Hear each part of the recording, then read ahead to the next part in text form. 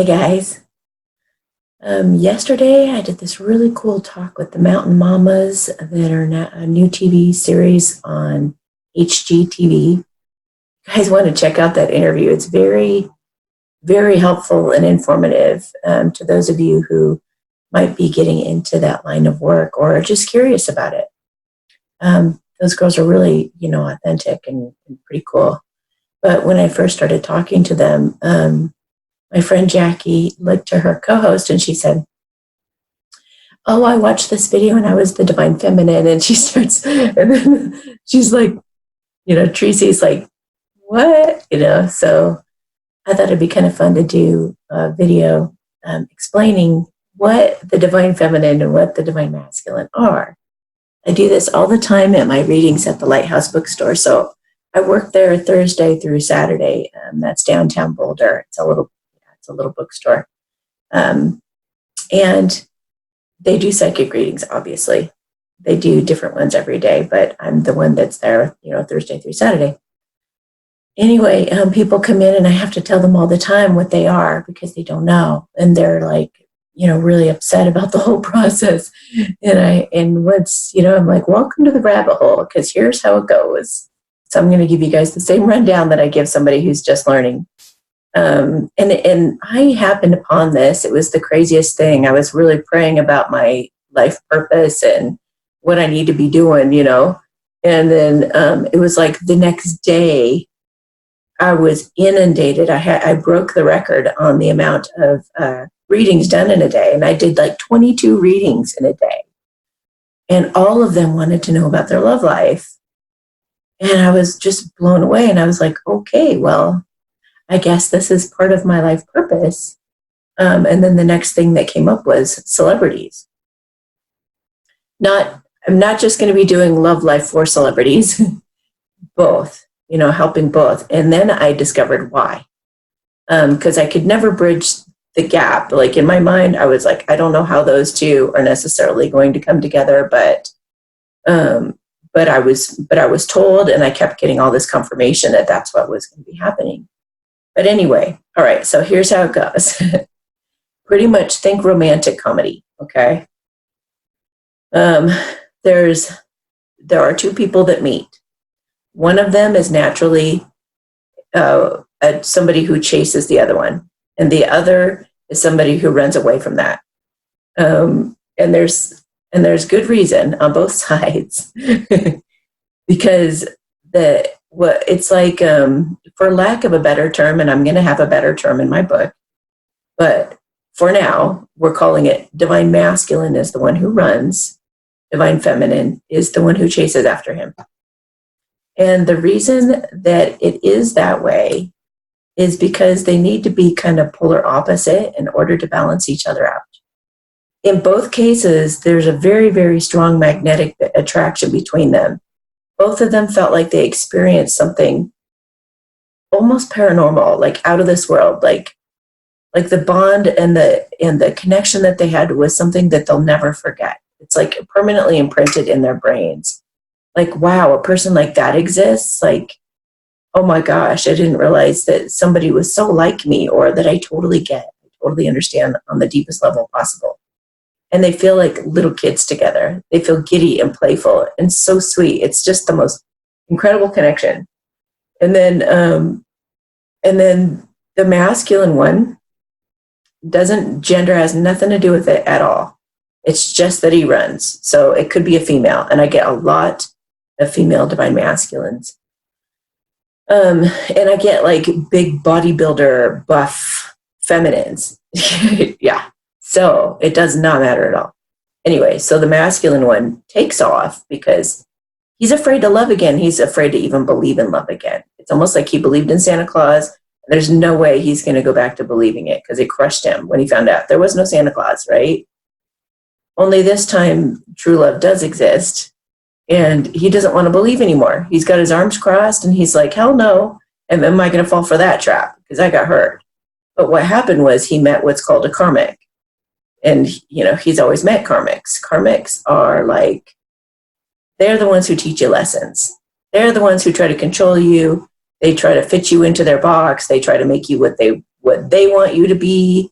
They argue with you because they've got their own, they get triggered, they get codependent, all that kind of stuff. We all get these ways. Okay. So these are, but the karmics, they're just not a good fit. So they will try very, very hard to put you down and all this stuff because a lot of them don't love themselves. And this is also a level because on different levels, because we've all been a karmic, we've all been the masculine, and we've all been the feminine at some stage in our lives. So, so we go through that karmic stage where we try to control everything really bad, and we're bossy, and we're the Fisher wife, and all of that. I've been there too. So, and then you find that wrong fit, and then you guys clash and clash and clash and clash and clash, and help each other grow and learn how to communicate, learn how to set boundaries, and you finally say, you know what, this isn't for me. This isn't my most authentic self. I gotta go. So that's a karmic. The masculines, what they do is they just feel unworthy of this type of love. The feminines are more advanced, they're more intuitive, they're more spiritually, usually, these are generalities. The feminine is usually more developed, more emotionally mature than the masculine. She's already been a masculine before in the past. So she's been there and done that. The masculines chase materialism, they chase money, they chase pretty things. Like they look for somebody to be super attractive, for them to have the degree, for them to be the same religion, for them to have similarities, because they think that that's going to be like what makes you compatible, when it really isn't, not necessarily. So, but they go toward comfort. Masculines will go toward addictions and things like that because it's more comfortable. Everything is more comfortable that they chase after at first. When they meet this feminine, they're just like, oh my gosh, that would mean like a huge upheaval in my life. That would mean like my whole life as I know it would pretty much fall away. So they freak out and they run the opposite direction. While the feminines are like, we just had the most incredible connection ever. Like, let's go. I'm ready. Let's go.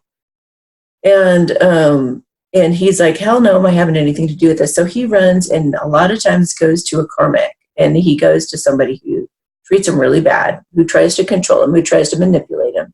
And then it just like reinforces his belief. See, I don't believe in love. See, I don't believe in love. And he'll go through that until he gets it, until he gets that there's actually somebody that resonates much more with his soul on a soul level, and what to look for.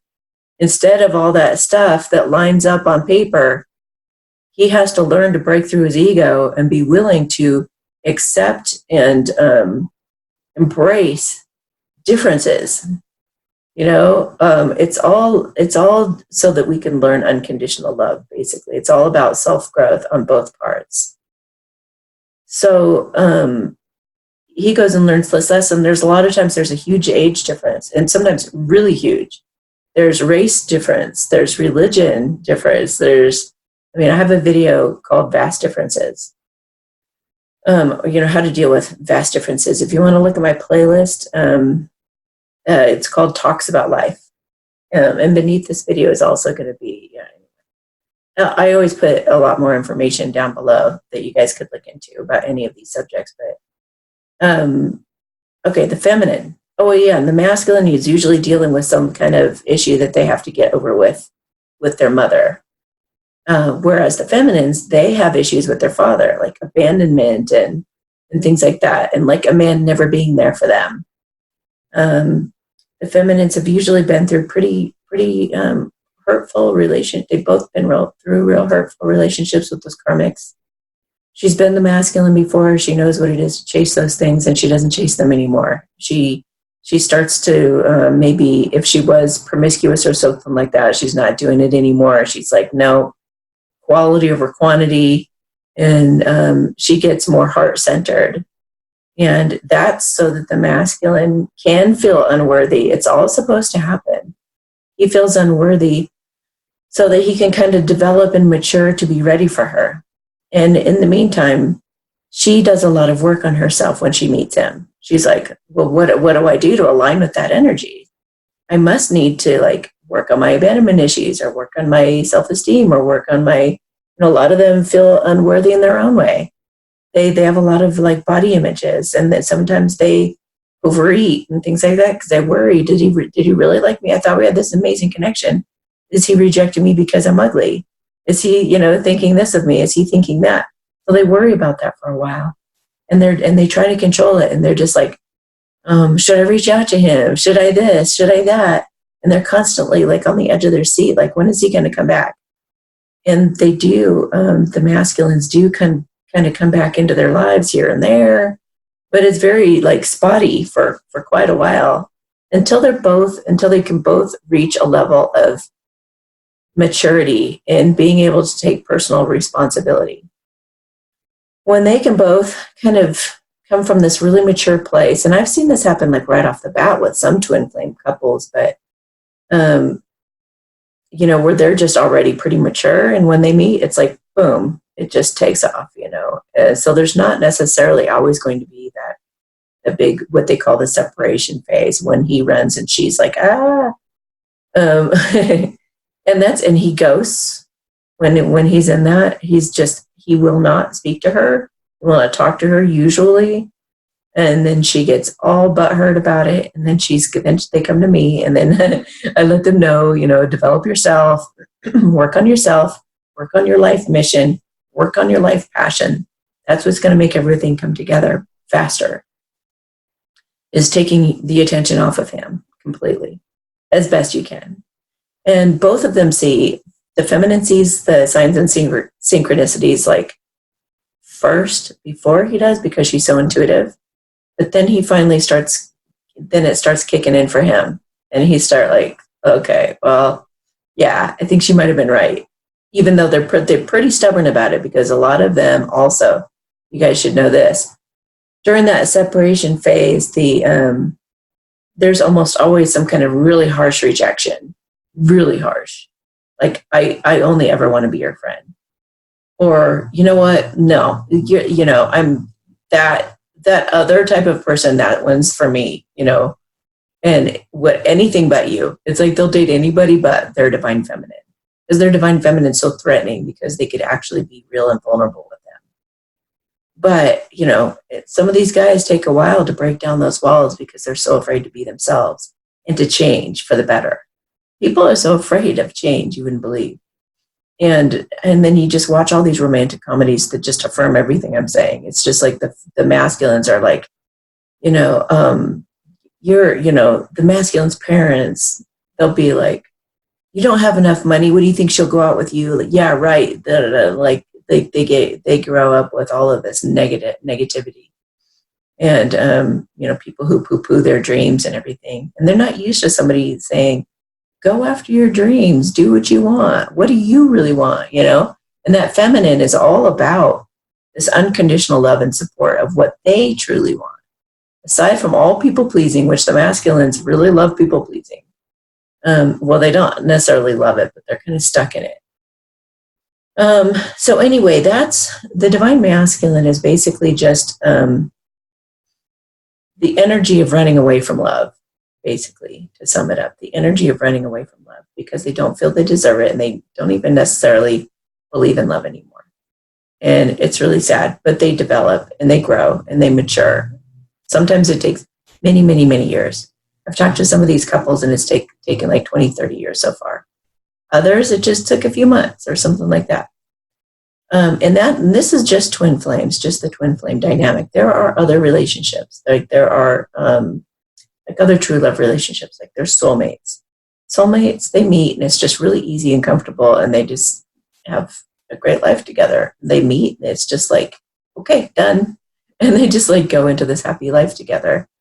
But they can tend to get kind of boring. And if you meet a twin flame while you're with a soulmate, you might leave the soulmate for the twin flame relationship, because it's so much more passionate and so much more like aligned with their anything that, passionate. Just, I'm not just talking sexual. Like it's like, it's hard to argue with, it's hard to resist.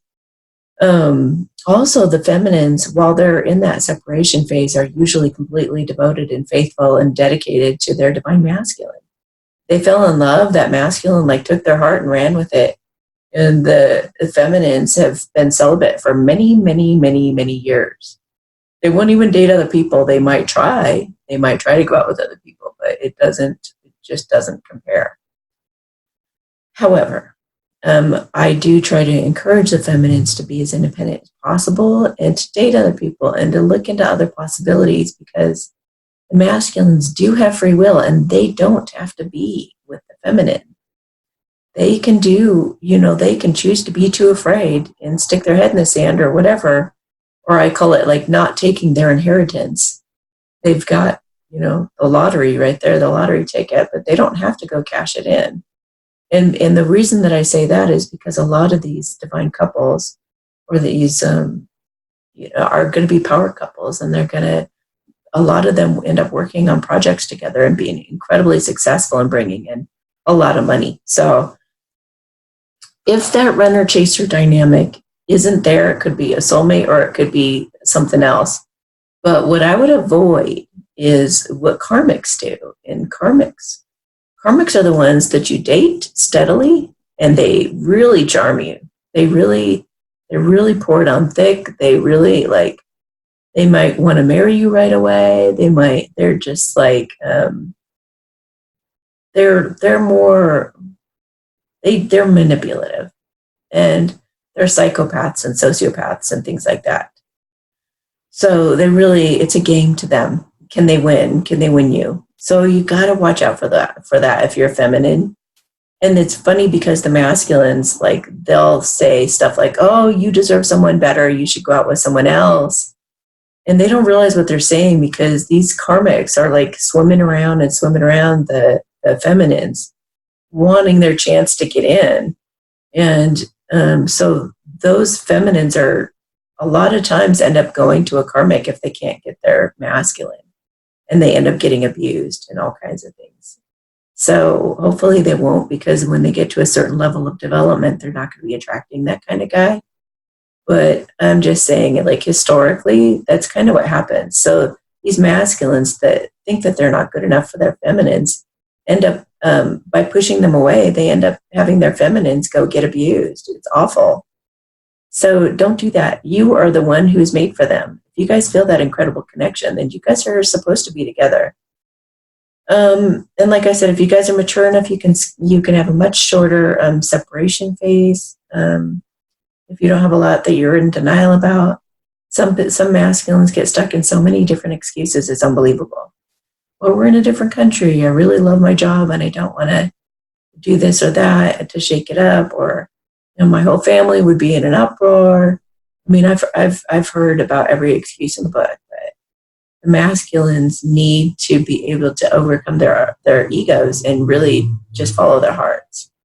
And the feminines need to let the hell go. The feminines need to focus and mind their own business and focus on their own personal development and growth only in their life mission and their passion. You can check cards and stuff like that, girls, but just stay away from, waiting by the window and sitting on the edge of your seat waiting for something to happen. Really got to get out of that mode. Just tell yourself he's not coming around for a long time, years, so that you can just let the whole thing go. And a lot of times these masculines want to kind of sneak up on you and surprise you. And also, I should add this, that soul flames come in if the divine masculine kind of sleeps his opportunity away. If he just continues to ghost you and he just goes through, whatever with his karmics, one after the other, a lot of times, when they will act very happy on social media when they're not. So don't let them fool you, because they really like it to look good. So they will pretend anyway. So if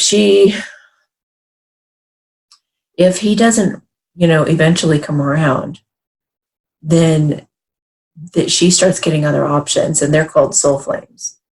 And soul flames are a similar dynamic, or they can be a similar dynamic, but like the runner chaser thing. But there are other options. And she could have many of them. So at this point in the journey, from what I've observed, a lot of these divine feminines who haven't had their masculines come through for them are getting all these different plan Bs and soul flames. So that's where you hear them with, if they're calling in the SATORI show. I have a SATORI show every Sunday, 6 p.m. Mountain Time. And it's basically just giving advice to anybody who calls in. They get like a little free, little mini reading, a sample of the work that I do. And this isn't the only work that I do. This is just a portion of it. But they, will call. You can get a free reading by calling into the show. It's 256-291-1191 if you want to put it in your phone and just take note. Anyway, what was I going to say? Oh yeah. So at this point, the feminines are calling in and they're like, I can't tell the karmics from the soul flames, or will my masculine come back? Do I keep holding out for him? Or do I just, now is the door just closed on him and now I can move on to a soul flame without worrying that the twin flames are going to come back and show up, when I'm on the altar getting married. So, or they'll wonder if they should, leave the soulmate who they're pretty happy with, to become available for the masculine. So there's all these different dynamics, and I feel it out intuitively to try to help you guys navigate that. And of course, I do private readings. If you go to amysatori.com, click on services, you'll see all the different things I can do for you, including what's called a quick relationship spread. It's $22, and I send you a little video on WhatsApp, like 2-3 minutes, that covers everything that's going on in your relationship with whoever you want to look at. So anyway, that is the divine feminine and the divine masculine in a nutshell. Oh, and the feminines also, one thing that's happening for the feminines right now is they are becoming famous. A lot of them are getting incredible opportunities. There are authors.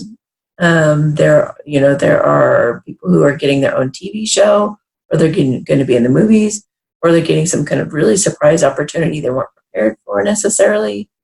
I know some of them are models, dancers. They're just really having it handed to them on the silver platter because they've been practicing the law of attraction, you guys. They've been working so hard to work on themselves and kind of get themselves ready for the masculine to come into their lives. And to how do I use the law of attraction to bring him? And so they have really, they've really catapulted themselves into a world of incredible opportunities. So that is a reason that I started doing the celebrity series that I do here on this channel, is to support and help those of you who are coming into those opportunities, and for you to meet people who are already or have been talking to celebrities for years to help you kind of acclimate to that whole environment. Tricks and things that happen along the way, like signing contracts and things, and what to be aware of. I'm going to be talking to people from every area of being well known and in the spotlight, to ask them, how did you come out of even being shy to being in the spotlight? Or how do you deal with celebrities? Or do you get an agent? Or do you, like, all of those kinds of questions that you won't know what to do or how to stay grounded when you become a really big deal. So I'm doing this to support you guys.